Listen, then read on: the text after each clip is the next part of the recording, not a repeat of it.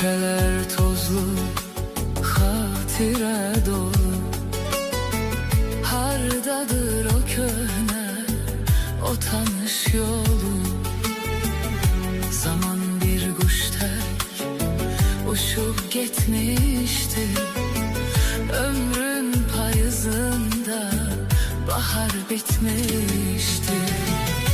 Kaş öten günlerim geri döneydi.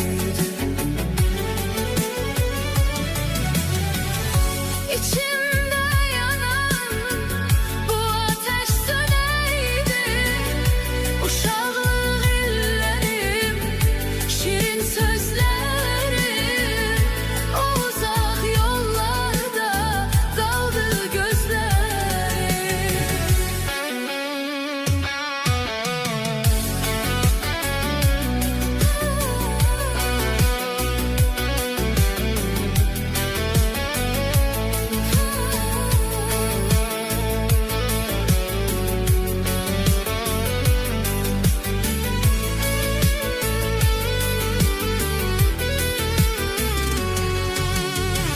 Dostlar